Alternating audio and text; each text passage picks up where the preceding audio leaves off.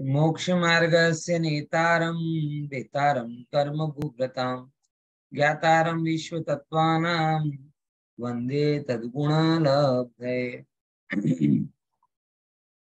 तत्वार सूत्र, और उसमें भी लगभग लगभग 10 अध्याय, 10वां अध्याय अपनी चर्चा में है। और अपेक्षा है कि भाई ये भी अपना जल्दी ही पूर्ण होगा, जिससे जिससे अपन अगली क्लास या अगले सप्ताह गुण स्थान की व्यवस्थित चर्चा शुरू कर सके। और इस क्रम में हमने 10वें अध्याय को चालू किया, और 10वें अध्याय में जो सूत्र हैं पहले नंबर का और ये मोक्ष संबंधी, इस पर थोड़ी चर्चा अपन ने की। दूसरे नंबर का सूत्र भी हो गया था, बाकी था थोड़ा, नहीं हो गया था, कंप्लीट हो गया। अब तीसरे नंबर का सूत्र अपने को चालू करना है। ठीक है, थोड़ा सा जरा आप मुझे बताएंगे कि पहले दो सूत्रों में क्या क्या हुआ। पहले दो सूत्रों में क्या क्या हुआ, कौन बताएगा? पहले दो सूत्रों में कौन कौन सी बात आई थी? सबसे पहले तो ये बात आई थी कि कैसे मोक्ष होता है। मोह क्षयात ज्ञानावरण दर्शनावरण अंतराय क्षयात केवलम, यानी केवल ज्ञान कैसे प्राप्त होता है? मोह के क्षय से और ज्ञानावरण आदि कर्मों के क्षय से केवल ज्ञान प्राप्त होता है। पहले नंबर की बात ये आई। दूसरे नंबर की बात, सूत्र में ये बात कही कि बंध के कारणों का अभाव होने से मोक्ष होता है। और बंध के कारण कौन कौन से हैं जो हम लगभग लगभग पढ़ के आए? क्या क्या पढ़ के आए बंध के कारणों में? मिथ्यात्व, अविरत, योग, योग, प्रमाद, कषाय और योग। ठीक है ना? कौन कौन से? मिथ्यात्व, अविरति, प्रमाद, कषाय और योग। ये सब किसके कारण है? बंध के कारण। और इन बंध के कारणों का अभाव होने से मोक्ष की प्राप्ति हो जाती। ठीक है, अब यहां से थोड़ी बात बदल। अब कोई ऐसा पूछे कि क्या मोक्ष में सब खत्म खत्म ही हो जाता है या कुछ रहता भी? पॉइंट समझ में आया? ये प्रश्न बड़ा इंपॉर्टेंट। बहुत सारे लोग ऐसा मानते हैं कि मोक्ष हो जाना मतलब जैसे दिया बुझ गया। बौद्ध दर्शन है, बौद्ध दर्शन, बौद्ध दर्शन की मान्यता है प्रदीप निर्वाण कल्पम मोक्षा। यानी मोक्ष कैसा है? दिया जल रहा है, उसका नाम संसार है, दिया बुझ गया, वो दिए का मोक्ष है। अब दिया बुझ गया तो दिए में कुछ रहता है क्या? बोले नहीं, कुछ नहीं रहता। तो कुछ नहीं रहता यानी वो मोक्ष को अभाववादी मानते हैं। कैसा मानते हैं? कि नथिंग, कुछ नहीं रहना, इसका नाम मोक्ष है। ठीक लगता है आपको ये मान्यता ठीक लगती है? कुछ नहीं रहने का नाम मोक्ष है क्या? ना, ना। कुछ लोग तो ऐसे हैं जो ये कहते हैं कि मोक्ष में दिए की भांति बुझ गया, ऐसे आत्मा मोक्ष में बुझ जाता है। यानी पहले एग्जिस्ट करता था, अब एग्जिस्टेंस चला जाता है। तो वो जो मोक्ष की मान्यता है क्या वो सत्यानाशी नहीं है? और फिलहाल मेरा तो ऐसे मोक्ष की बजाय निगोद में एक इंद्रिय बनकर रहना भी ठीक लगता है। क्यों? क्योंकि एटलीस्ट उसमें मैं रहूंगा तो, और मोक्ष के नाम से मूल से खत्म हो जाऊं। तो ऐसा मोक्ष मुझे नहीं चाहिए। तो जैन धर्म में मोक्ष की दो प्रकार से व्याख्याएं हैं। पहली व्याख्या अभाव पक्ष से थी और दूसरी डेफिनेशन सद्भाव पक्ष से है। पहली व्याख्या में ये बताया कि क्या क्या चला जाता है, अब दूसरी व्याख्या बताते हैं क्या क्या रह जाता है। यानी जैन धर्म में मोक्ष भावात्मक भी है और अभावात्मक भी। दोनों बात ख्याल में आई। अन्य अन्य दर्शनों में जैसे मैंने आपको बताया, बौद्ध दर्शन में कौन सी मान्यता है मोक्ष के बारे में? अभावात्मक। देखो ये समझना और जरूरी इसलिए है क्योंकि जो लोगों को दर्शन फिलॉसफी आदि का ज्ञान नहीं होता ना, वो लोग ये बात बहुत कहते हैं कि देखो वहां पे भी आत्मा की बात आई है, यहाँ पर भी आत्मा की बात आई।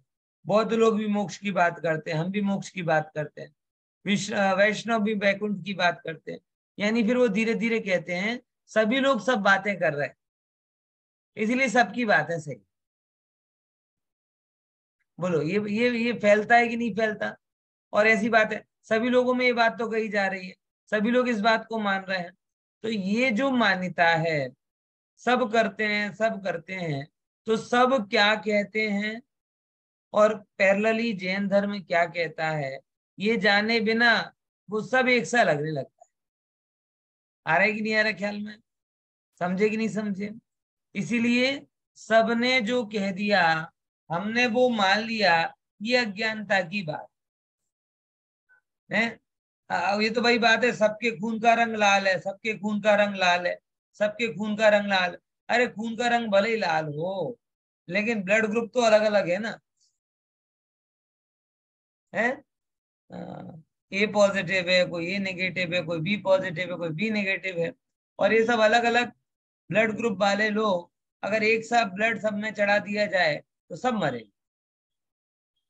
यानी जहां समानता बताई जाए वहां समानता अलग बात है, लेकिन जो फंडामेंटल डिफरेंस है उसे तो समझना ही पड़ेगा कि आप जिस चीज के लिए पूरा प्रयास कर रहे हो आपको उसके बारे में पता ही ना हो। गजब है कि नहीं है? आज दुर्भाग्य से हमारे मित्र पक्ष देख लो, श्वेतांबर आदि देख लो, अन्य अन्य धर्म वाले देख लो, धर्म सब कर रहे हैं, लेकिन अपने बारे में पूछो क्या जानते हो, बोले कुछ नहीं। मोक्ष के बारे में पूछो क्या जानते हो, बोले कुछ नहीं। चलो धर्म के बारे में पूछो क्या जानते हो, बोले कुछ नहीं। तो कर क्या रहे हो? ये नेक्ड ट्रुथ है कि नहीं है? जगत में धर्म तो जिंदा रह गया, लेकिन धर्म करने वाला कौन, ऐसी आत्मा को कोई नहीं जानता। धर्म क्यों किया जाता है, ऐसे मोक्ष को कोई नहीं जानता। और एक्चुअल में धर्म क्या है इसके बारे में भी कोई मुंह नहीं जानता। बस आता क्या है धर्म के नाम पर, આવું આવું થાય છે અમારે ત્યાં આવું થાય છે, તમારે ત્યાં કેવું થાય છે? સાચું થાય છે ખોટું થાય પ્રશ્ન જ હતો। પછી દરેકનો ધર્મ જુદો જુદો હોય, દરેકનો ધર્મ જુદો જુદો, છેવટે તો બધા સરખા જ છે। मतलब ठिकाना वगैरह की बात। कभी एक क्षण में समानता बता दे, कभी एक क्षण में असमानता बता दे, कभी एक क्षण में कुछ कह दे, कभी एक क्षण में कुछ कह दे। ऐसी ये जो मान्यताएं हैं, ये सारी मान्यता मात्र मात्र अज्ञानता के कारण पैदा हो। समझ में आ रहा है ना मीना? ख्याल में आ रहा है कि नहीं? इसीलिए जब कभी भी आप या कोई भी समझदार व्यक्ति अगर धर्म के बारे में चर्चा करेगा तो एटलीस्ट 3 पॉइंट्स पर तो डिस्कशन करेगा ही करेगा। कौन? कि धर्म करने वाला कौन है, जड़ है कि चेतन है ना? दूसरे नंबर, धर्म करके जो मिलने वाला है मोक्ष, वो कैसा है? तीसरे नंबर, जिस धर्म धर्म के नाम पर आप कह रहे हो वो धर्म क्या है? धर्म इतना प्रसिद्ध शब्द है, लेकिन सबसे ज्यादा जिसके बारे में अज्ञानता है वो धर्म ही रह गया है। इसीलिए इसीलिए हमें इस मोक्ष के इस प्रकरण को गंभीरता से समझ। क्यों? क्योंकि हम मोक्ष को क्या मानते हैं, अल्टीमेटली अगर हमने मोक्ष को अपने माथे पर रखा है, देखो मेरे माथे पर मोक्ष है, देखो देखो दिख रहा है कि नहीं दिख रहा, मेरे माथे पर मोक्ष दिखेगा। मैं मोक्ष के नीचे ही बैठा हूं सीधा, है? समझ में आया ना क्या कहना चाह रहा हूं? इस चित्र में ये जो दिख रहा है ऊपर ऊपर वाइट वाइट, ये किसका चिन्ह है? मोक्ष का। तो अगर हमने अपने माथे पर मोक्ष को रखा है तो मोक्ष है कैसा? क्या वो मात्र अभावात्मक ही है या भावात्मक भी है? इन दोनों चीजों को समझे बिना क्या हम उस मोक्ष के श्रद्धान के साथ न्याय कर पाएंगे? इसीलिए अभावमयी व्याख्या समझी। अब मोक्ष की भावमयी व्याख्या, मतलब मोक्ष में क्या क्या होता है वो भी अपन समझते हैं। देखो अभी अभी अभाव वाले ही सूत्र आ रहा है ना, क्या कहते हैं? और हाँ बोलो हेतल बेन। આમાં કારણ શું હશે કે અભાવ અને ભાવની પરિભાષા એકમાં જ નથી આપેલી, અલગ અલગ કેમ આપેલું છે? વ્યવસ્થિત ખબર પડે, બીજું કોઈ કારણ વિશેષ નથી. અભાવ કદાચ મિક્સ કરવાથી જેમ ઘણી વખત નથી થતા, બે ઇન્સ્ટ્રક્શન એક સાથે આવે તો જેને કાઢવું છે મૂકવામાં આવે, જેને મૂકવાય છે એને કાઢવામાં આવે, થઈ જાય ને કહેવામાં. આચાર્યને કેવું છે, કન્ફ્યુઝ નથી કરવું. તમે સમજો, જેમ કે આપણે ઘણી વખત જે ઇન્સ્ટ્રક્શન કરીએ છીએ ને, આવું કરવાનું છે ને આવું નહીં કરવાનું, કે બંને કહીએ છીએ ને કે ચાર ટીક આપ્યા હોય માર્કશીટમાં તો એક ઉપર ટીક કરવાનું છે, બીજા જે ખોટા છે એના ઉપર ટીક નથી કરવાનું. આવું ક્લિયર ઇન્સ્ટ્રક્શન આપીએ છીએ ને, તો આઈ થિંક આ ક્લિયર ઇન્સ્ટ્રક્શન છે, બીજું કઈ નથી. કે તમને કઈ ગૂંચવણ ના થાય કે શું રહે છે અને શું નથી રહેતો. હવે આ ત્રીજા નંબર પણ અભાવ વાળા જ છે, ચોથા નંબર થી ભાવ પણ આવશે. તો પહેલામાં તો કીધું બધા જ કર્મોનો અભાવ થઈ જાય છે. કૃત્સન કર્મ વિપ્ર મોક્ષા મોક્ષા, એક વાત કર્મ થી વાત આવી. બીજા નંબરમાં શું આવ્યો કે બંધના કારણો પણ અભાવ થઈ જાય છે, બરાબર. હવે ત્રીજા નંબરમાં આવે કે જે જીવના ભાવ છે એમાંથી કયા કયા ભાવનો અભાવ થઈ જાય છે. આ न्याय खबर पड़ी. सबसे पहले बात की कर्मों की, जो पर द्रव्य है कि नहीं, बोले उनका अभाव हो जाता है. मोह का छय, ज्ञानावरण का छय, दर्शन, कर्म की बात की. फिर दूसरे सूत्र में बोला बंध के कारणों का अभाव हो जाता है. यानी कौन कौन से? मिथ्यात्व, अविरति, प्रमाद, कषाय योग, यानी और नजदीक आए. क्लियर हुआ? वो भी चले गए. बोले और किस किस का अभाव हो जाता है? बोले अभी हमने दूसरे अध्याय में आपको जीव के कुछ भाव गिनाए थे ना, वो सारे के सारे भाव मोक्ष में रहते हों ऐसा नहीं है, क्योंकि मोक्ष में तो सब भाव नहीं रहते. तो मोक्ष में जीव के जिन जिन भावों का अभाव हो जाता है उनको भी बताते हैं. ठीक है, तो ये तीन सूत्र अभाव को बताते, चौथे संबर के सूत्र से भाव को बताया जाए. सूत्र पर ये आ गया ना ख्याल में सबको? ये जो लाइन बोली ख्याल में आई ना? हाँ. अब देखो तीसरे नंबर का सूत्र, औपशमिकादि भव्यत्वानाम च, बोलो औपशमिकादि भव्यत्वानाम च. हाँ. मोक्ष में च मतलब अभाव हो जाता है. क्या बोला? मोक्ष में च मतलब अभाव हो जाता है. किस किस का? किस किस का? तो बोले औपशमिक भाव का भी अभाव हो जाता है. अभी औपशमिक भाव क्या कहलाता है? बोलो. ઉપર પાણીમાં તરે, નીચે મેલ પાણીના ગ્લાસમાં જેમ દબાયેલા ભાવ ઔપશમિક સમ્યક દર્શન હોય એમાં શું કહેવાય?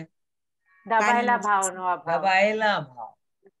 એટલે કોઈ પણ જે કશાય ને કશાયનું કારણ અંદરમાં દબાયેલો હોય પણ અભાવ ક્યોર ના થયો હોય તો એ ફરી ફરી હેરાન કરે ને કરે જ. એટલા માટે મોક્ષમાં કર્મોના નિમિત્તથી થવા વાળા ઔપશમિક ભાવનો પણ અભાવ થઈ જાય છે. 5 ભાવોમાંથી પહેલો ભાવ. ઓકે, પછી બીજું શું લીધું? ભવ્યત્વ નામનું ભાવ. આ થોડુંક સમજવું પડે. સિદ્ધ જીવ ભવ્ય છે કે નહીં? હે, સિદ્ધ જીવ ભવ્ય છે કે નહીં? એમાં ભવ્ય કે અભવ્ય નો ક્વેશ્ચન આવે? સિદ્ધ થઈ ગયા હોય તો તમે પેલા આન્સર આપો ને. તમે આ ક્વેશ્ચન ને સામે ક્વેશ્ચન કરો છો. હે, બોલો. નથી. સિદ્ધ જીવો. હા, સિદ્ધ ભગવાન ને ભવ્ય અભવ્ય ક્યાં લાગે?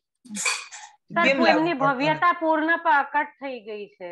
हाँ, सिद्ध भगवान को भव्यत्वपना नहीं बोला, सिद्ध भगवान को बोला है कि उनको भव्यत्वपने का फल मिल गया है. बराबर. देखो, जैसे कोई होशियार बच्चा हो ना, अब होशियार बच्चा आप उसको बचपन में कहते हो तू मोटो ऑफिसर बनी सके, तू कलेक्टर बनी सके, तू डॉक्टर बनी सके છે, આમ છે, તારા અંદર કેપેસિટી છે. બરાબર. હવે એ પીએચડી કરી લીધી, ડોક્ટરેટ કરી લીધી, આઈએએસ બની ગયો, આઈએમએલ, તોય તમે મળે તું હજી મોટો ભણી શકે છે. બોલે માતે ભણી તો લીધો, હવે કેટલું ભણવાનું છે? ડોક્ટર બની ગયો, ડોક્ટરેટ કરી લીધી, આઈએએસ બની ગયો. હવે ક્ષમતાની વાત કરશો કે હવે એનો ફલ મેળવી લીધું છે. बराबर. तो क्षमता कब तक कही जाती है? सिद्धि नहीं हो तब तक. और सिद्धि हो गई तो क्षमता थोड़ी कहलाई, फल हो गया उसका. समझे? तो सिद्ध भगवान में भव्यता का अभाव हो गया. भव्यता का अभाव हो गया मतलब अभव्य हो गया, ऐसा नहीं है. भव्यता का अभाव हो गया मतलब भव्यता का जो फल है, क्या है फल?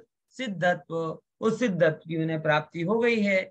इसीलिए कहा जाता है कि भव्यता का अभाव. समझे कि नहीं समझे? शक्ति पोटेंशियल कब तक है? शक्ति पोटेंशियल तब तक कहलाता है जब तक उसकी अभिव्यक्ति ना हो. और अभिव्यक्ति हो गई तो शक्ति कैसी? वो तो व्यक्त हो गई. समझे कि नहीं समझे? तो सिद्ध भगवान में भव्यता का अभाव होकर अभव्यता नहीं आई. सिद्ध भगवान में भव्यता का अभाव होकर भव्यता का फल यानी केवल ज्ञान प्राप्त हो गया है. इस पॉइंट ऑफ व्यू से हम उन्हें कहते हैं कि सिद्ध भगवान में भव्यत्वपने का अभाव हो गया है. क्लियर हुआ कि नहीं हुआ? मतलब हम दूसरा ऑप्शन सोचते हैं, भव्य का अभाव हो गया मतलब अभव्य हो गया. नहीं, अभव्य की बात. पहले नंबर, जो भव्य है वो भव्य था, भव्य है और भव्य ही रहेगा. जो अभव्य है वो अभव्य था, अभव्य है और अभव्य ही रहेगा. क्यों? क्योंकि भव्य अभव्य कर्म के कारण नहीं होते, वो जीव के स्वभाव. जैसे कोई ऐसा कह सकता है ना कि माथे की भी हड्डी होती है और पैर की भी हड्डी होती है. अब कोई जरा ऐसा विचार करे, बताओ पैर की हड्डी ने क्या बुरा किया? वो पैर में ही पड़ी रहेगी. और माथे की हड्डी ने क्या भला काम किया कि माथे पे चढ़ी रहेगी? तो ये प्रश्न ही बेकार है. पैर की हड्डी क्यों है? क्योंकि पैर रूप रहना उसका स्वभाव है. माथे की हड्डी माथे में स्कल क्यों है? क्योंकि उसका उस रूप रहने वाला स्वभाव है. ऐसे भव्य स्वभाव से भव्य है, अभव्य स्वभाव से अभव्य है. अभव्य किसी ने बनाया नहीं, भव्य किसी ने बनाया नहीं. तो भव्यता बदलकर अभव्यता में नहीं होती. हाँ, लेकिन अगर एक एंगल से देखा जाए तो अभव्यता का कभी नाश नहीं होता, लेकिन भव्यता का नाश हो जाता। पॉइंट समझ में आया? एक पॉइंट ऑफ व्यू से मीना बिन ख्याल में आ रहा है ना? है अभव्यता का कभी नाश नहीं होता, लेकिन भव्यता का नाश हो सकता है। वो नष्ट થઈ જાય એવી ભવ્યતા જોતી નથી, એના કરતા તો અભવ્યતા હારી રહેશે તો ખરી। ऐसे ऐसे जगत का दृष्टि है।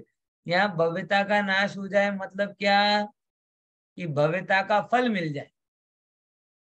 चेक कब तक संभाल कर रखा जाता है कि जब तक उसका फल कैश ना मिले तब तक। टिकट कब तक संभाल के रखा जाता है? जब तक डेस्टिनेशन तक ना पहुंचो तब तक।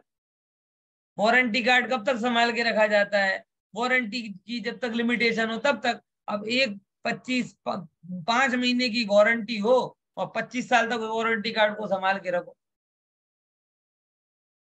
नहीं चले ना। ऐसे ही भव्यता, भव्यता भी एक मर्यादित है कि भव्यता का एक फल है। अभव्यता का फल तो भोग ही रहे हो, इसलिए कभी नष्ट नहीं होगा, लेकिन भव्यता का फल अभी मिला नहीं है, इसलिए जब उसका फल मिलेगा तो भव्यता नष्ट हो जाएगी। बराबर? तो कौन सा भाव हो जाएगा? तब सिद्धत्व भाव आ जाएगा, है ना? देखो चलो, इसका भाव हो जाता है। अब ये आता है, जरा पढ़ो, कौन पढ़ेगा? मीना बहन पढ़ेंगी, चलो।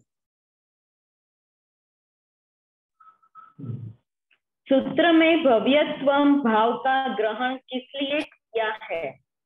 पारिणामिक भावों में जीवत्व भाव की पारिणामिक भावों में जीवत्व भाव की मोक्ष में अनिवृत्ति के लिए भव्यत्व भाव का ग्रहण किया गया है। देखो, अब भव्यत्व क्यों बोला? बोले 3 पारिणामिक के भेद हैं।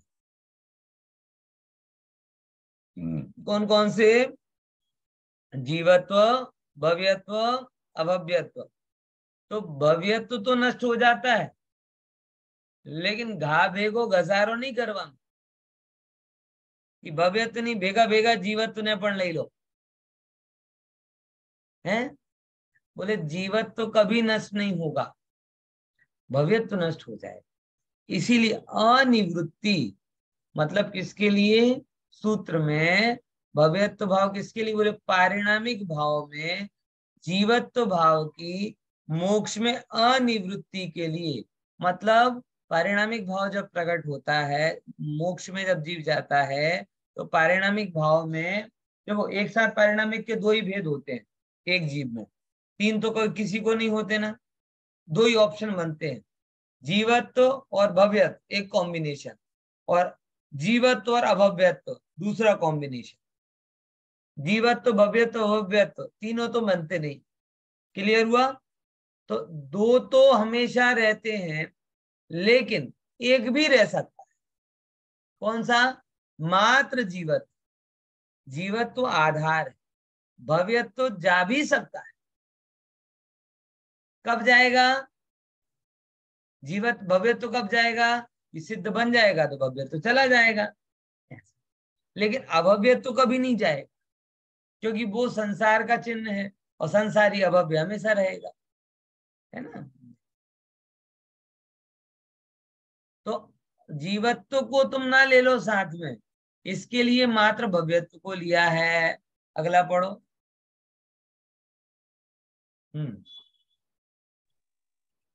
मोक्ष होने पर किन भावों का अभाव होता है? औपशमिक भाव, क्षायोक्षमिक भाव, औदयिक। तीनों कर्म के निमित्त से होते हैं। बराबर। पारिणामिक भाव भव्यत्व रत्नत्रय की पूर्णता हो गई, इसलिए अभाव होता है, और पारिणामिक अभव्यत्व मोक्षगामी के पहले ही नहीं था। बराबर। अब ये 5 भाव की चर्चा की, और 5 भाव में ये 3 भाव क्यों नष्ट हो जाते हैं? औपशमिक, क्षयोपशमिक और औदयिक। कारण बड़ा सीधा सीधा है कि ये तीनों भाव ड्यू टू कर्म होते थे। किसके कारण? कर्म के कारण होते थे। और जो कर्म के कारण हो वो कब तक चले? कर्म होने तक। बड़ा सरल सा है ना कि ये सारी यहाँ पे लाइट और पंखा कब तक चलेगा, जब तक पावर है। जैसे ही पावर कट हुआ वो लाइट बंद हो जाएगी, बराबर। यानी ये औदैहिक भाव है। फिर उसके अलावा क्या कहते हैं, क्षयोपशमिक भाव है अथवा क्षयिक भाव है, ये सॉरी औदैहिक भाव है। ये सब कैसे होते थे, ये कर्म के कारण होते थे, और जब तक कर्म का निमित्त है तब तक हो रहे थे। जैसे ही कर्म का निमित्त गया ये भाव भी चले गए, इसीलिए इन भावों का तो वहां अभाव हो गया। अब देखो, अब थोड़ी बात अलग आती है पारिणामिक भाव में। बोले पारिणामिक में भव्यत्व तो अलग कारण से जाता है और अभव्यत्व तो अलग कारण से जाता है। भव्यत्व तो इसीलिए चला जाता है क्योंकि उसकी रत्नत्रय की पूर्णता हो गई है, और अभव्यत्व तो इसलिए चला जाता है, अभव्यत्व तो है ही नहीं, तो मोक्षगामी जीव के पहले से ही नहीं है। अभव्यत्व को जाने की जरूरत क्या है, अभव्यत्व वाला तो मोक्ष में आता ही नहीं है। समझे कि नहीं समझे? आएगा तो जाएगा ना, आया ही नहीं है। बोलो, हम कुछ भूलते ही नहीं, हम कुछ भूलते ही नहीं। बोले क्यों? याद करें तो भूले ना। आज तक हमने धर्म को कुछ याद ही नहीं किया तो कभी कुछ भूले ही नहीं है। बोलो, कोई ऐसा कह सकता है ना हम तो बुढ़ापे में भी कुछ नहीं भूलते, हम तो कितने भी काम हो जाए कुछ भी धर्म का भूलते नहीं है। क्यों? प्रज्ञावन क्यों नहीं भूलते? कहीं याद करियो हो तो भूलवानो प्रश्न आवे ना, याद ज ना करियो हो तो भूलवानो प्रश्न आवे। नहीं। समझे कि नहीं समझे? जैसे होता है ना, कभी भी जैसे मंदिर में पालड़ी में कभी भी चर्चा करता हूँ ना, तो कोई बात करूँ ना तो कहते हैं પણ થોડુંક થોડુંક याद कराओ પછી याद आओ, हिंट आलो। એટલે આમ ભૂલી જઈએ પણ याद कराओ तो याद આવી જાય, બરાબર ને? આમાં માસ્ટર અમારા પ્રજ્ઞાબેન, અમે તો ધક્કા લગાડો તો ગાડી સરપટ દોડે, ધક્કા વગર હલતી નથી સાંભળીએ એટલે પછી હે થોડું થોડું ભૂલાઈ જાય ને હવે. એ જ કહું ને, તો તમે સારા કોની અપેક્ષા? કોઈ એમ ડોર ડાયો થઈને કહે કે અમે ભૂલતા જ નથી. કેમ કે જે યાદ કરે એ ભૂલે. અમે તો હજી સુધી ધર્મનો નવકાર મન સિવાય બીજું કઈ યાદ જ નથી કર્યો, તો ભૂલવાનો પ્રશ્ન જ નથી આવતો. ખબર પડી? એમ અભવ્ય તો એની જેમ છે कि जे मोक्ष मार्ग में આવ્યો જ नहीं और आया ही नहीं है तो उसका तो आगे का रास्ता ही नहीं होगा। भव्यत्व तो शक्ति वाला था, फिर भव्यत्व शक्ति को धीरे धीरे प्रकट किया, धीरे धीरे प्रकट करके कहाँ आया? वो भव्यत्व शक्ति को प्रकट करके धीरे धीरे कहाँ आया? वो जीव मोक्ष में आया, और मोक्ष में जाने के बाद शक्ति पूरी तरीके से प्रकट हो गई, तो वो भव्यत्व भाव कहता है भाई अब हम विदा लेते हैं, हमारा काम पूरा। ठीक है ना? ऐसे तीनों का भाव की बात है। चलो अगला पढ़ते हैं। हाँ, अब 3 प्रकार के कर्मों का नाश होने पर, हाँ करो, पढ़ो पढ़ो। 3 प्रकार के कर्मों का नाश होने पर मोक्ष। द्रव्य कर्म स्वरूप से आत्मा से संबंध कार्मण वर्गणा रूप उद्गल स्कंद, और नाश कैसे होता है? भाव कर्म के नाश से द्रव्य कर्म का नाश होता है। जो एक एक समझ लेते हैं। द्रव्य कर्म तो आपको पता ही होगा ना, कौन कौन से? कि जो 8 कर्म रूप जो पुद्गल वर्गणाएं हैं उन्हें हम कहते हैं द्रव्य कर्म। तो ये कैसे नष्ट होती हैं? बड़ा सरल सी बात है कि जैसे ही भाव कर्म नष्ट होते हैं, मतलब अपने अंदर के विकारी भाव नष्ट होते हैं, वैसे ही द्रव्य कर्म भी नष्ट हो जाते हैं। द्रव्य कर्म को नष्ट करने का कोई और दूसरा उपाय तो है ही नहीं। तो भाव कर्म के नाश होने से द्रव्य कर्म नष्ट हो जाते हैं, एक बार। फिर भाव कर्म कैसे नष्ट होते हैं? पढ़ो, भाव कर्म क्या है? भाव कर्म स्वरूप से मोह राग द्वेष रूपी विकारी भाव है, और उनका नाश जीव के पुरुषार्थ से होता है। देखो ये बहुत गजब बात। कोई भी अगर आपने भाव कर्म में भेद ज्ञान का पुरुषार्थ नहीं किया तो उदय कहलाएगा, और उदय हमेशा बंधन का कारण बन जाएगा। देखो अब समझो, अभाव का कारण तो भेद ज्ञान होता, ये पुरुषार्थ। आप इस बात को गहराई से समझकर चलिए कि मनुष्य पर्याय की महानता इसलिए है क्योंकि यहाँ पर अगर कर्म के उदय प्रबल है तो भेद ज्ञान की भी प्रबल सामर्थ्य है। इसीलिए तो अपने यहाँ कहा जाता है कि पंचम काल में एक श्रावक 1 वर्ष धर्माचरण करे उसका उतना फल होता है जो चौथे काल में 1000 वर्ष धर्माचरण का हो। ये बात समझ में आ रही कि नहीं आ रही? नहीं आ रही, ख्याल में आ रहे ना? ये लगभग वैसा ही है कि जैसे एक बच्चा हो जिसे जन्म से ट्यूशन मिले, जन्म से बहुत अच्छा स्कूलिंग मिले, बेस्ट टीचर उसे पढ़ाने आए और वो कॉलेज टॉप कर ले, किसी एग्जाम में टॉप कर ले, कोई भी कैमरा वाला उसका इंटरव्यू लेने नहीं पहुंचता। लेकिन वहीं एक रिक्शा चलाने वाला टॉप कर ले, कोई स्वीपर का लड़का टॉप कर ले, कुछ भी कर ले तो सारे न्यूज वाले उस तक पहुंच जाते। क्यों? हालांकि दोनों की अचीवमेंट सेम है, लेकिन इसका पुरुषार्थ अधिक है और उसका पुरुषार्थ कम। इसीलिए बात कही गई है कि भेद ज्ञान की ताकत को आप समझो। बिना भेद ज्ञान की ताकत के कर्म के उदय को हटाया नहीं जा सकता। भाव कर्म पुरुषार्थ से हटते हैं, और पुरुषार्थ मतलब क्या? बोले पुरुषार्थ ये मैं नहीं हूं ऐसा दृढ़ निर्णय। भोग भूमि में क्या होता है, या स्वर्गों में क्या होता है, या नरकों में क्या होता है, जैसा कर्म का उदय आता है जीव उसमें जुड़ जाता है, हटने की ताकत नहीं होती उसके पास। अगर उसके मन में क्रोध के परिणाम हो रहे हैं नरक में तो जुड़ेगा और माथा फोड़ेगा। देवगति में भोग की इच्छा हो रही है तो भोगों से जुड़ेगा, तल्लीन रहेगा। त्रियंच गति में अज्ञानता के कारण अगर वो चारा खाने की इच्छा हो रही है, अनुचित कार्य करने की इच्छा है, वो ही करेगा। त्रियंच में आप देखोगे ना, आहार संज्ञा बड़ी प्रबल होती, बहुत प्रबल होती, उपवास नहीं कर पाएंगे।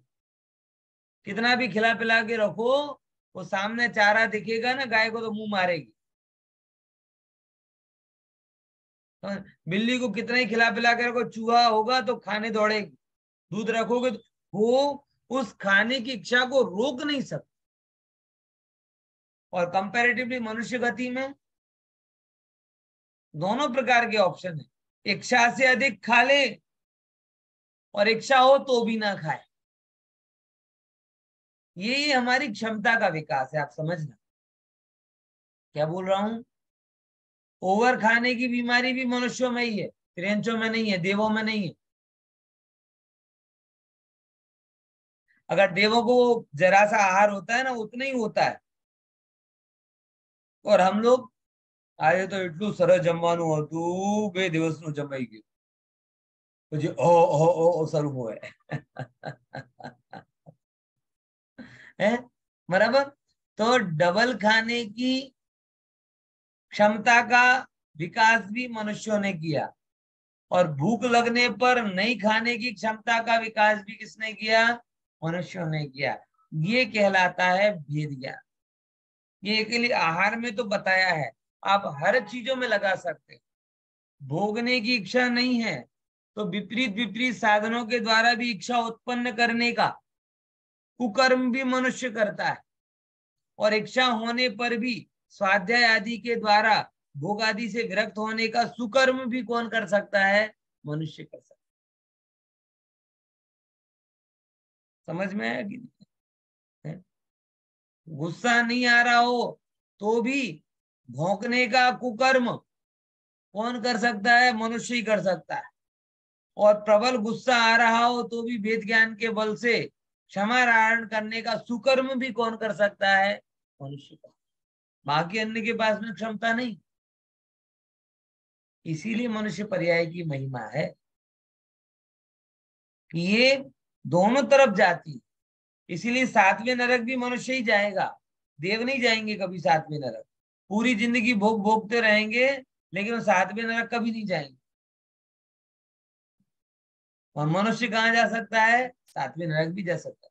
क्यों? क्योंकि जो अपनी क्षमता को उल्टा यूज करता है वो सातवें नरक में जाता है, जो अपनी क्षमता को सीधा यूज करता है वो सीधे सिद्ध सला पहुंच जाता है। पॉइंट समझ में आया कि नहीं है? इसीलिए यहाँ पे कह रहा है। तो भाव कर्म का अभाव पुरुषार्थ से होता है। और पुरुषार्थ कौन सा है? इतने सारे शास्त्रों को पढ़ने के बाद मुझे तो भेद ज्ञान ही पुरुषार्थ समझ में आता है, उसके अलावा तो सब व्यर्थ की बातें हैं। एक बात समझ लो, जितना मैंने अभी तक जीवन जिया है उसके हिसाब से बिल्कुल स्पष्ट है कि पुरुषार्थ के नाम पर बाहर में कुछ है ही नहीं। पुरुषार्थ के नाम पर बाहर में कुछ नहीं है। पुरुषार्थ के नाम पर एक ही काम है, कौन सा? जीव भेद ज्ञान करे, विनायक भाव का अभ्यास करे, यही पुरुषार्थ है। बाकी तो सब निरर्थक काम। ठीक है ना? तो देखो, तो भाव कर्म का भाव कैसे होता है? बोले पुरुषार्थ से होता है, वेद ज्ञान के पुरुषार्थ से होता है। अब नो कर्म क्या है? नो कर्म, नो कर्म का स्वरूप शरीर और उससे संबंधित पदार्थ। नो कर्म का अभाव द्रव्य कर्म के नाश से होता है। देखो, शरीर और उससे संबंधित पदार्थ कुछ भी जो हो, एक्स्ट्रा शरीर आदि, वो सब नो कर्म है और वो द्रव्य कर्म से जुड़े हुए हैं। तो जैसे ही द्रव्य कर्म का नाश होता है, नो कर्मों का भी नाश हो जाता है। चलो, अब जो चौथे नंबर का सूत्र आता है वो विधि परक सूत्र है कि मोक्ष में क्या क्या रहता है, क्या क्या चला जाता है वो तो बताया, अब क्या क्या रहता है वो भी समझने लायक बात। देखो, अन्यत्र केवल, बोलो, अन्यत्र केवल सम्यक्त्व ज्ञान दर्शन सिद्धत्वेभ्या, सम्यक ज्ञान दर्शन तत्वेभ्यः। पढ़ो एक बार फिर से। अन्यत्र केवल सम्यक्त्व ज्ञान दर्शन तत्वेभ्यः। बहुत बढ़िया। मोक्ष में सम्यक्त्व, केवल ज्ञान, केवल दर्शन और सिद्धत्व, इन चार भावों का क्षय नहीं होता। ख्याल में आया? यानी दिया बुझ जाता हो ऐसा नहीं है, दिया सूर्य बन जाता है। समझे कि नहीं समझे? दिया बुझ जाता हो ऐसा मोक्ष नहीं है, बल्कि दिया रत्न-दीप बन जाता है। अब रत्न-दीप और दिए में क्या अंतर है? कि दिया तेल के कारण जल रहा है और रत्न-दीप स्वभाव से चमक रहा है। रत्न-दीप समझ रहे ना? रत्नों का प्रकाश, और रत्नों का प्रकाश ऐसा होता है कि वो स्वभाव से चमकता है। पॉइंट समझ में आया कि नहीं आया? तो ये रत्न-दीप है। ये कैसा है? रत्न-दीप है। तो लोगों को ये लगता है ये नष्ट हुआ तो सब कुछ नष्ट, नहीं, सब कुछ नष्ट नहीं हुआ। नष्ट होने लायक चीजें ही नष्ट हुई, रहने लायक चीजें तो रहती रहती। बराबर? हाँ बोलो। સિમ્પલ ક્વેશ્ચન છે. સમ્યક્ત્વ અને કેવલ मैं क्या कीधु कि દર્શનમાં सिंपल अलाउड नहीं? સમ્યક્ત્વ અને કેવલ દર્શનમાં શું ફરક છે? सम्यक्त्व અને કેવલ દર્શન, જો સમજો અહીંયા सम्यक्त्व શબ્દ છાયક सम्यक्त्व સાથે જોડાયેલો અને કેવલ દર્શન અનંત દર્શન સાથે જોડાયેલો છે. એને કેવલ દર્શન કહીએ ચાહે કેવલ જ્ઞાન કહીએ, એને અનંત દર્શન અને અનંત જ્ઞાન કહીએ. એટલે આમ જોવા જઈએ તો અનંત ચતુષ્ટયની વાત આવે ને, છાયક સુખ, અનંત દર્શન, અનંત જ્ઞાન, અનંત વીર, આવી રીતે અહીંયા વાત. ઓકે, તો सम्यक એટલે શ્રદ્ધા સાથે જોડાયેલો અને દર્શન એટલે દર્શન ગુણ સાથે જોડાયેલો. અહીંયા सम्यक તો અલગ અને દર્શન ભેગા ભેગા નહીં લેવા. ઓકે, હવે સમજીએ. તો सम्यक એટલે છાયક सम्यक કેવલ જ્ઞાન, કેવલ દર્શન અને એક ઓર શબ્દ આવે છે સિદ્ધત્વ. સિદ્ધત્વ એટલે શું થયો? સિદ્ધત્વ એટલે શું થયો? બોલે કોમન ફેક્ટર. સિદ્ધમાં જે બોલે આટલા ઓછા બોલે ના ના, સિદ્ધત્વ છે ને સિદ્ધત્વ. તો સિદ્ધત્વ નો મતલબ શું? એમાં ઘણા બધા વસ્તુ, અનંત સુખ વાળો પણ આવી જાય સિદ્ધમાં, બરાબર. અવ્યાબાધત્વ, અવગાહનત્વ, અગ્રુ લઘુત્વ. સિદ્ધત્વ એક ગ્રાન્ડ ફેક્ટર છે, એના અંદરમાં ઘણા બધા, જેમ કે લૌકિકમાં નહીં કહેતે કઈ વાર કે ભાઈ મને કઈ થવું નથી, બસ હું માણસ થાઉં તો સારું. શું કીધું? मानस. હવે ये मानस शब्द છે ને, मानस इतना ब्रॉड है ना कि जीवन की या ना जितनी भी क्वालिटी है वो इसके अंदर आप लगा सकते. अब बोला एक शब्द, लेकिन इसके अंदर में कितनी सारी क्वालिटीज आ जाएंगी कि मानस हो तो क्षमा वाला हो, मानस हो तो सरल हो, मानस हो तो निर्लोभी हो, मानस हो तो सेवा भावी हो, मानस हो तो ऐसा हो, मानस हो तो वैसा हो. मतलब अगर आप इसकी व्याख्या करने जाओ तो हजारों हजारों गुण एक मनुष्यत्व के अंतर्गत आप लगा सकते. समझे कि नहीं समझे? ये बात यहाँ की है ना. तो कोई ऐसा नहीं कहे अरे ये तो मतलब लगभग वैसे ही होता है कि 100 धर्मेंद्र का चढ़ावा सस्ते में जा रहा हो. किसी पंच कल्याणक में 100 धर्मेंद्र का चढ़ावा हो और 5-25 हजार में मिल जाए तो अरे बहुत सस्ता पड़ गया, बहुत सस्ता पड़ गया. इतने सस्ते में होता है क्या? है यहाँ पे थोड़ा वो समझना कि कोई ऐसा अरे बस 2-3 गुण चाहे एक समय चाहे क्या, ऐसा सिद्धत्व नहीं. अरे भैया ये सिद्धत्व शब्द है ना, इस सिद्धत्व के अंतर अनंत गुण सामने है. यानी जो अनंत गुण वाले सिद्ध भगवान हैं वो इसके कारण प्रकट. ठीक है, अब देखो थोड़ा समझते हैं. अब इसको पढ़ो जरा. मोक्ष होने पर किन भावों का सद्भाव होता है? क्षायिक सम्यक्त्व, क्षायिक ज्ञान, क्षायिक दर्शन, क्षायिक वीर्य, ये 4 का सद्भाव होता है. प्रतिपक्षी कर्म का अभाव होने से ये 4 का सद्भाव होता है. पारिणामिक जीवत्व कर्म निरपेक्ष स्वभाव से है. देखो अब यहाँ पर ये जो गुण बताए जा रहे हैं ना, क्षायिक सम्यक तो क्यों होता है? बोले सम्यक तो ठीक, लेकिन ऐसा सम्यक दर्शन जो दर्शन मोहिनी के क्षय से प्रकट होता, ऐसा सम्यक दर्शन जो दर्शन मोहिनी के क्षय से प्रकट होता हो वो क्या कहलाता है? क्षायिक सम्यक.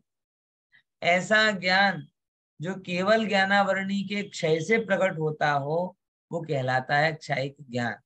दर्शनावरणी के क्षय से प्रकट होता हो वो कहलाता है क्षायिक दर्शन. अंतराय के अभाव से प्रकट होता हो वो कहलाता है वीरतो. ये 4 गुण भी सिद्ध के होते हैं. क्षायिक भाव भी सिद्ध का होता है, लेकिन क्षायिक भाव के साथ में शब्द क्या जोड़ा कि जो जो साथ वाले कर्म थे ना, उन कर्मों के अभाव से प्रकट होता है. बराबर. अब उसके आगे फिर बोला एक भाव और रह जाता है 5 भावों में से, पारिणामिक भाव, वो जीवत्व भाव. वो कैसे प्रकट होता है? किस कर्म के अभाव से? बोले ये कर्म निरपेक्ष स्वभाव है. कैसा स्वभाव है? कर्म निरपेक्ष स्वभाव. यानी इसकी चमक पर कर्म का दाग लगा ही नहीं. कपड़ा हो ना, कपड़ा जो गंदा हो वो धोया जाता है, लेकिन जो गंदा ही ना हो उसे क्या धोया जाए? तो जीवत्व पर तो कोई दाग और कलंक लगा ही नहीं, और जीवत्व पे कोई दाग और कलंक लगा ही नहीं तो धोने की आवश्यकता क्या है? वो अपने आप ही नीट और क्लीन है. इसीलिए वो पारिणामिक भाव कैसा कहा जाता है कि कारण वगैरह का हो रहा है, वो निरपेक्ष भाव है ना. अब देखो आगे पढ़ो. यदि मुक्त जीव के ये 4 ही क्षायिक भाव शेष रहते हैं तो अनंत वीर्य, अनंत सुख आदि भावों का अभाव कहलाया? नहीं कहलाया, क्योंकि अनंत वीर्य आदि भाव अनंत ज्ञान दर्शन के अविनावी भाव है। अविनाभावी। अविनाभावी है। अविनाभावी का मतलब होता है एक के बिना दूसरा नहीं हो, अविनाभावी। जैसे अग्नि के उष्णता, क्या कहते हैं, अग्नि उष्णता के बिना नहीं हो, तो उष्णता और अग्नि का कौन सा संबंध है? अविनाभावी संबंध। ठीक है ना? चल। उसके साथ अनंत वीर्य होगा ही और बिना ज्ञान के सुख का अनुभव नहीं होगा, अतः अनंत सुख भी होगा ही। देखो अब यहाँ पे कह रहे कि भाई ऊपर आपने सूत्र में बोला कि क्षायिक भाव ही रहता है, तो फिर अनंत वीर अनंत सुख कहाँ जाएगा? बोले कहीं नहीं जाएगा, क्योंकि अनंत वीर आदि अनंत ज्ञान और दर्शन के अविनाभावी, कि वीर आदि अनंत ज्ञान और अनंत दर्शन आएगा तो अनंत शक्ति आ ही जाएगी। शक्ति के बिना वो ज्ञान दर्शन प्रकट कैसे हो? फॉर एग्जाम्पल, इसको बड़ी सिंपल भाषा में कहूं तो इस मोबाइल में अगर एक भी कॉल आ रहा है, इट मीन्स कि इसकी बैटरी चालू। बैटरी के बिना तो फोन आ ही नहीं सकता ना, बैटरी के बिना तो सर्चिंग हो ही नहीं सकती ना। तो बैटरी क्या है? पावर, शक्ति है। शक्ति के बिना कोई भी एक्शन नहीं होगा। ऐसे ही ज्ञान भी क्या है? क्रिया है। दर्शन भी क्या है? क्रिया है। अब वो क्रिया कैसे होगी? बोले जब तक शक्ति ना हो तब तक क्रिया कहाँ से होगी? इसलिए वो हमेशा शक्ति, वो ज्ञान दर्शन के अविनाभावी। आप केवल ज्ञानी हो जाओगे, शक्ति फट से प्रकट हो जाएगी। आप सोचो, जिसके लिए इतनी शक्ति नहीं थी कि वो देह और आत्मा के नाम जान सके, इतनी शक्ति नहीं थी, और वो केवल ज्ञानी हो गए शिवभूति मूल्याज, तो तुरंत उन्हें तो बहुत, जैसे अपने घर में दो लोगों के रहने की जगह हो और पूरी जान आ जाए तो क्या होगा? कितने कितने बेड लाओ, कितनी कुर्सी लाओ, कितनी डिश लाओ, कितने बर्तन लाओ, कहाँ से लाओ, कहाँ? ऐसा है ही नहीं। यहाँ दो है तो दो के लिए तथास्तु, और 200 आ जाए तो 200 के लिए तथास्तु, और 2000, 2 लाख, 2 करोड़ भी आए तो शक्ति कहते तो चिंता मत कर, मैं कम नहीं पड़ूंगी। आत्मा कभी भी शक्ति की कमी के कारण फंसा नहीं, क्योंकि शक्ति को तथास्तु का वरदान मिला है। कौन सा? तुम पाप करने वाली शक्ति प्रकट करना जाओ, जगत में सबसे बड़ा पापी बनना हो, उसके लिए भी शक्ति तुम्हें मिल जाएगी। शारीरिक शक्ति की जरूरत क्या है? तंदुल मत्स्य की औकात कितनी थी, लेकिन वो 7वें नरक गया, चावल के जितना जीव। तुम्हें महापापी बनना हो तो महापापी बनने की शक्ति तुम्हें मिल जाएगी, और परम परमात्मा बनना हो तो उसकी शक्ति भी अपने आप आती जाएगी। यानी आत्मा को कभी शक्ति की कमी के कारण जूझना नहीं पड़ता। तुम तो काम नक्की करो, शक्ति अपने आप प्रकट होती जाए। और ये खरेखर बात है, ये जितनी भी लिमिटेशन है ना, इनफैक्ट ये सारी लिमिटेशन अपनी मेंटली, फिजिकली, आत्मा के एंगल पे कोई लिमिटेशन नहीं। आप अपनी आत्मा के वैभव को प्रकट होने का मौका तो दो, हर रूप में वो प्रकट होता जाए। आज जब हम निमित्त परक दृष्टि से देखते हैं तो हमें तुरंत लगने लगता है आज कमजोरी क्यों लग रही है, खाना नहीं खाया, आज कमजोरी क्यों लग रही, नींद नहीं हुई, आज कमजोरी क्यों नहीं लग रही, ये बीमारी। अरे कुछ नहीं है, तुम आत्मा की निकटता महसूस करो, सारी कमी कमजोरियां दूर हो जाए। क्योंकि शक्ति का एटर्नल सोर्स, ओरिजिनल सोर्स तो आत्मा है। कोई तुम्हें घी से चुपड़ी हुई रोटी थोड़ी, ये तो निमित्तों की अपनी गुलामी करते हैं, इसीलिए ये तुरंत लगा लेते हैं कि रोटी खा रहे हैं तो जी रहे हैं, रोटी खा रहे हैं तो जी रहे हैं। अरे रोटी खाना बंद कर दे तो भी जी जाए। पॉइंट समझ में आया कि नहीं? जितना भरोसा हो तब बात की बात। हाँ हाँ, और मैंने देखा है, ये इसलिए बोल रहा हूँ क्योंकि जो व्यक्ति एक टाइम नाश्ता के बिना चक्कर आ जाता है, वो व्यक्ति महीने महीने का उपवास कर रहा है। अच्छा बुरा उसकी बात छोड़ो, लेकिन जो जो इतना ज्यादा कहता है कि हमें तो नाश्ता नहीं करिए तो चक्कर आ जाए ना, बीपी डाउन थी जाए ना, आम थाय ना तेम थाय, वो व्यक्ति कितना कर रहा है महीने, अब वो कहाँ से शक्ति लेने जा रहा है? मतलब आप समझो, शक्ति की कमी कभी इशू नहीं रहा, बराबर। जरूरी नहीं है कोई हैवी वेट वाले मोक्ष मार्ग में जाए, हल्के फुल्के भी हो वो भी मोक्ष मार्ग में फुदक फुदक के जा सकते हैं। ज्यादा शक्ति वाला पड़ा रह जाए और कम शक्ति वाला उड़ उड़ के चला जाए, क्योंकि ये आत्मिक शक्ति की बात है, बाहरी शक्ति की तो यहाँ कोई बात ही नहीं, बराबर ना।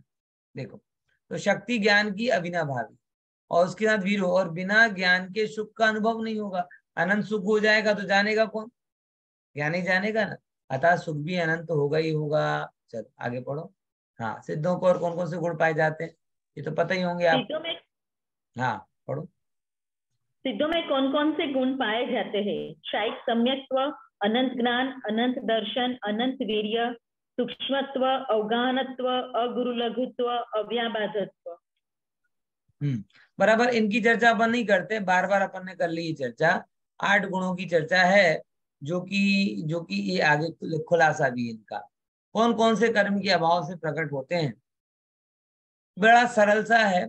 ज्ञानावरणी के अभाव से अनंत ज्ञान। ये किसको नहीं आते, मुझे तो ये पूछना है एक्चुअली। सबको आते हैं? क्योंकि अधिकतर तो परमागम ओनर्स वाले बैठे, बाकी स्वाध्यायी बैठे, तो इतना तो सब आना ही चाहिए ना। नमो सिद्धाड़म है, आड़म ताड़म कछु न जाड़म है। देखो समझ ले, एक बार फिर से रिवाइज कर लो, आता तो हो गई होगा, धक्का लगाता। ज्ञानावरणी का क्षय हुआ तो अनंत ज्ञान, दर्शनावरणी का क्षय हुआ तो अनंत दर्शन, अंतराय का क्षय हुआ तो अनंत वीर्य, मोहिनी का क्षय हुआ तो छायिक सम्यक, तो बराबर। एक्चुअल में अनंत सुख होता है, यहाँ पे छायिक सम्यक लिखा है ना, तो मोहिनी के 2 फैक्टर हैं, दर्शन मोहिनी और चरित्र मोहिनी, ठीक है ना। तो दर्शन मोहिनी के अभाव से छायिक सम्यक, और चारित्र मोहिनी के अभाव से छायिक चारित्र। और अगर मोहिनी लेते हैं तो कॉमन लिखते हैं कि मोह के अभाव से सुख प्रकट होता है, ऐसा, ठीक है। फिर ये विचारना जरा, वेदिनी कर्म के अभाव से अव्याबाधत्व, आयु कर्म के अभाव से अवगाहनत्व, नाम कर्म के अभाव से सूक्ष्मत्व, और गोत्र कर्म के अभाव से अगुरु लघुत्व। ये सबके काम भी मैंने बार बार बताए हैं, आप विचार करिएगा, अभी अपन इस पे चर्चा नहीं कर रहे। चलिए आगे। मुक्त जीवों का कोई आकार नहीं है, अतः उनका अभाव ही समझना चाहिए। जिस शरीर से जीव मुक्त होता है, उस शरीर का जैसा आकार होता है वैसा ही मुक्त जीव का आकार होता है। देखो, मुक्त जीवों को अपन निराकार कहते हैं। निराकार एक्चुअल में, आकार तो जीव का प्रदेशत्व गुण की पर्याय है, तो प्रदेशत्व गुण काम करना तो बंद नहीं करेगा ना, बराबर। तो आकार तो है, लेकिन लेकिन किसी अन्य के कारण होने वाला आकार नहीं, बदलने वाला आकार नहीं। इसीलिए उन्हें हम क्या कहते थे? निराकार। इंद्रियों के द्वारा पकड़ा नहीं जाता ऐसा आकार। ये अन्य अन्य मत वाले भी भगवान को निराकार बोलते, तो उन निराकार की व्याख्या अलग होती है। पूरे लोक में फैला है, किसी भी जैसा नहीं, ऐसा अपने निराकार नहीं। अपने यहाँ पे निराकार कहा गया है, लेकिन कैसा निराकार है कि इंद्रियों के द्वारा पकड़ में नहीं आता, ऐसे तो निराकार है। अन्य अन्य आकार को धारण नहीं करेगा, इस रूप में भी निराकार है। किसी से टकराता नहीं है, अधड़ाता नहीं है, इसके रूप में भी निराकार है। लेकिन लेकिन कुछ ना कुछ तो उसका है कि नहीं? बोले हाँ, स्वभाव व्यंजन पर्याय है। और स्वभाव व्यंजन पर्याय मतलब क्या है? अंतिम देशे किंचित न्यून। कैसा है? अंतिम देशे किंचित न्यून पुरुषाकार, ऐसा उनका आकार, ठीक है। तो भगवान निराकार, ये बिल्कुल पानी के जैसा है। पानी निराकार है कि आकार वाला है? अब कहते निराकार है, लेकिन आज तक कभी निराकार दिखा आपको? वो कैसा है? जिस जगह पे जाता है उसके आकार का हो। बराबर। और सिद्ध भगवान कैसे निराकार है, अब और किसी के आकार के नहीं होंगे, इस एंगल से निराकार है, बाकी उनका एक अपना आकार है विशेष। देखो इसमें आगे कितना है, हाँ पढ़ो, एक आध और ले लो। अंतिम शरीर से कुछ कम कैसे? किंचित न्यून पुरुषाकार अर्थात नाक के छेद और पेट की पोल के मक्खी के पंख जितनी पतली सबसे ऊपर वाली चमड़ी की परत के जितने क्षेत्र से कम। देखो अब इसमें कहते किंचित न्यून की क्या व्याख्या है, तो बोले आत्मा के पूरे प्रदेश में, शरीर के पूरे प्रदेश में आत्मा के प्रदेश हैं, लेकिन जैसे अपने बीच में नाक का छिद्र है, बराबर, ये बीच में क्या कहते हैं, वो सघन हो जाते हैं, इसीलिए नाक के छेद के बराबर जो आकार है वो नहीं होता। पेट में जहां जहां पे खाली जगह होती है वो उतने रूप में सघन हो जाते हैं। और आप देखोगे ना, आपकी चमड़ी का ऊपरी हिस्सा थोड़ा सेंसेशन लेस होता है, आप कभी देखोगे ना, एकदम ऊपरी हिस्सा होता है ना, वो थोड़ी संवेदनहीन होता है। संवेदनहीन क्यों हो रहा है, क्योंकि उसमें आत्मा के प्रदेश नहीं। अब शरीर का आकार तो वो भी है, लेकिन आत्मा वहां पे नहीं, इन कारणों से वहां किंचित न्यून पुरुषाकार कहा जाता है। ठीक है, बराबर। चलो इतना अपन रखते हैं, बाकी चर्चा पर। जय जिनेन्द्र। जय जिनेन्द्र, जय जिनेन्द्र। जय जय जय।